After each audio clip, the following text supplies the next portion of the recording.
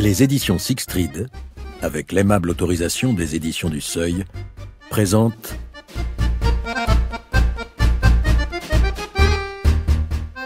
Eva, d'Arturo Pérez Reverte, interprété par Xavier Thiam.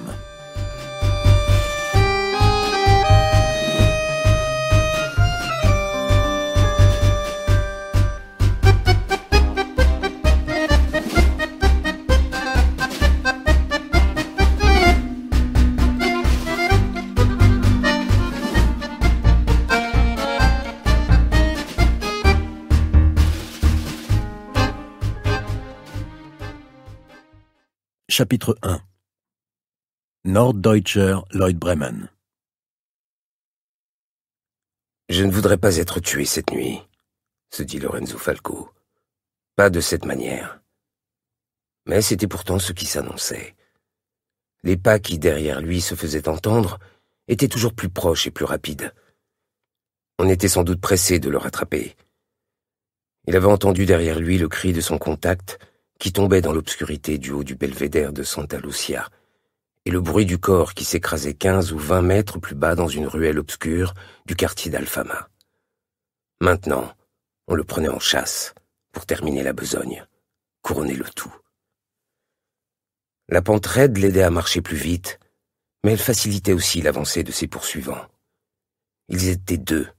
Avait-il pu entrevoir d'en haut tandis que son contact, du visage de cet homme, il avait seulement deviné une moustache sous le bord d'un chapeau, lui tendait comme prévu une enveloppe juste avant de s'apercevoir de la présence des inconnus et de pousser une exclamation d'alarme. Ils s'étaient séparés en toute hâte, l'agent longeant la balustrade du belvédère, c'est pour ça qu'il l'avait eu en premier lieu.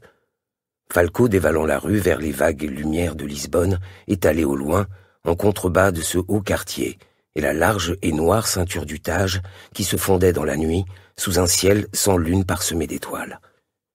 Il y avait à gauche, dans l'ombre, un passage par lequel on pouvait déguerpir. Il se rappelait l'endroit qu'il avait étudié le matin même, de jour, en prévision du rendez-vous nocturne. C'était là une vieille ficelle du métier, pratique, décidée avant de se risquer quelque part, de l'endroit par où filer au plus vite, s'il le fallait.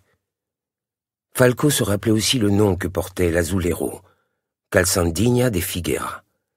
C'était une ruelle étroite qui descendait en pente raide, à laquelle on accédait par un escalier de pierre à double volée et main courante en fer. Ainsi, tournant brusquement à gauche, il le dévala, paume sur la rampe pour prévenir un faux pas dans l'obscurité. Au bas des marches, il y avait une ouverture en arc, d'où la ruelle partait vers la droite à angle droit.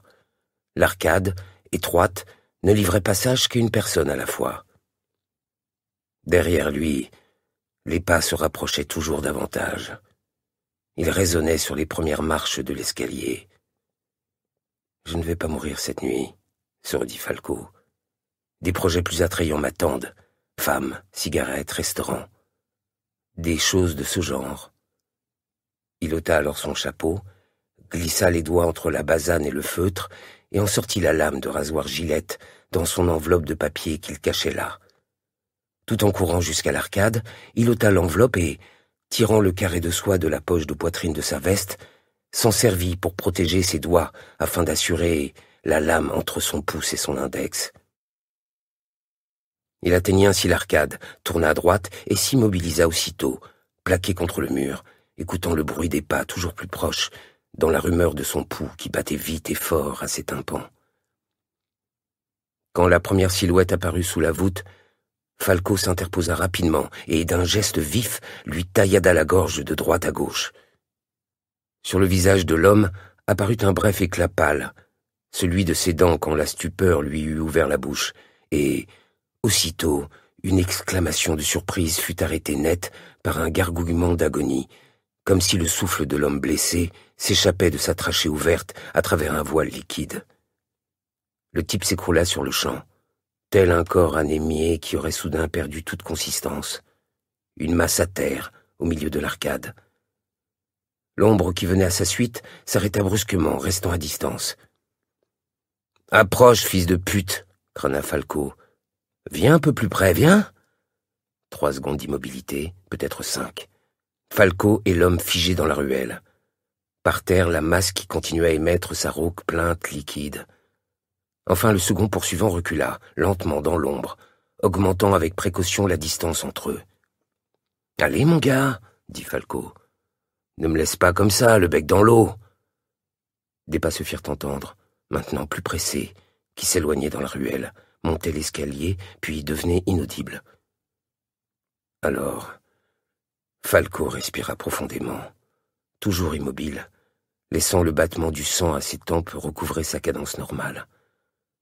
Ensuite, quand cessa le léger tremblement qui agitait ses doigts, il jeta la lame de rasoir et la pochette, après s'être servi de celle-ci pour essuyer le liquide visqueux, encore tiède, qui souillait sa main. Il se pencha pour palper le corps à terre, qui était enfin silencieux, un couteau dans son fourreau attaché à la ceinture, du tabac, des allumettes, des pièces de monnaie. Dans la poche intérieure de la veste, il y avait un portefeuille que Falco garda. Puis, il se leva en regardant autour de lui. L'endroit était désert, et presque toutes les maisons alentour plongeaient dans l'obscurité. Dans quelques-unes d'entre elles, on entrevoyait des raies de lumière, et d'un lointain appareil de radio arrivait une musique et une voix de femme qui chantait un fado. Un chien aboya, à quelque distance. Dans le ciel noir, les étoiles étaient encore si nombreuses que Lisbonne semblait couverte d'un essaim de lucioles immobiles. Un moment, il envisagea d'aller chercher le corps de son contact en bas du parapet d'où il était tombé, ou duquel on l'avait précipité, mais il écarta aussitôt cette idée. La curiosité, dit un proverbe, tue le chat. Que l'agent soit mort ou pas après cette chute de 15 ou 20 mètres du haut du belvédère jusqu'au sol, il était plus que probablement décédé, n'était plus l'affaire de Falco. Il savait seulement de son contact qu'il était portugais, travaillait pour le camp national par conviction ou pour l'argent, et que l'homme lui avait livré des informations que lui-même devait maintenant faire parvenir au quartier général franquiste de Salamanque. Aussi valait-il mieux ne pas se compliquer davantage la vie. Quelqu'un, un passant fortuit, un voisin, un garde de nuit pouvait survenir à cet endroit, où son second poursuivant décidait, réflexion faite, de revenir sur ses pas et de venger son compagnon. On ne pouvait jamais être sûr de rien dans ce genre d'affaires. Le métier de Lorenzo Falco était tout d'imprévu, échiquier de risques et de probabilités. Et puis, l'enveloppe, objet de son rendez-vous nocturne, était maintenant dans sa poche. Rien d'autre ne l'intéressait en ce soldat anonyme et sans visage, une moustache entrevue sous le bord d'un chapeau, d'une guerre sale qui se livrait tout autant en Espagne, sur les champs de bataille ou à l'arrière, qu'à l'étranger, dans des coins sombres et sordides comme celui-ci. Sale bagarre caractéristique d'un sale métier. Espion aussi dépourvu de visage que l'agent républicain égorgé sous l'arcade, ou le type prudent qui avait pris ses jambes à son cou, de peur de subir le même sort que son compagnon.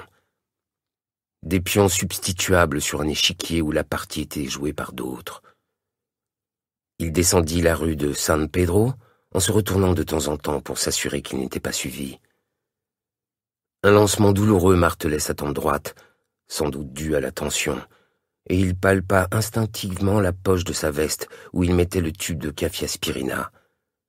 C'était son point faible, les migraines, qui l'étourdissaient parfois, le laissaient incapable de bouger, bouche ouverte comme un poisson hors de l'eau. Il fallait une gorgée de quelque chose pour avaler le comprimé, mais cela allait devoir attendre. L'important, c'était de s'éloigner de là, et vite. Il chercha des rues plus larges pour éviter une éventuelle embuscade. Finalement, il laissa le quartier d'Alfama derrière lui, et s'arrêtant sous la vague clarté d'un réverbère de la rue de Bacalhau-Hérous, dans le brouillard d'évaporation qui montait du fleuve proche, il sortit l'enveloppe de sa poche, la déchira pour voir ce qu'elle contenait. Il fut surpris de découvrir qu'il s'agissait du prospectus, plié en deux, d'une compagnie de navigation, la Norddeutscher Lloyd Bremen. Rien d'autre. Une feuille de format in quarto, imprimée d'un seul côté, illustrée d'une image de transatlantique sous laquelle il y avait une liste de bateaux et d'itinéraires à destination de l'Amérique et de la Méditerranée orientale. Il remit le prospectus dans l'enveloppe. l'enveloppe dans sa poche et inspecta le portefeuille du mort. Il contenait une certaine somme d'argent en escudos portugais dont il s'empara sans vergogne, une carte d'abonnement des tramways de Lisbonne, la photographie d'une jeune femme et 2 cartes d'identité du même homme, d'après les photos. Brun, maigre, cheveux frisés et rares, mais aux noms différents. Sur l'une d'elles, sans doute fausse et portugaise, il était João Núñez, commerçant. Sur l'autre, espagnol, qui portait l'en-tête du service de renseignement de l'armée et le tampon de la République, il se dénommait Juan Ortiz Hidalgo. Il glissa celle-ci dans sa poche, puis il jeta le reste et le portefeuille dans une poubelle et s'éloigna rapidement, mais pas trop, pour éviter d'attirer l'attention.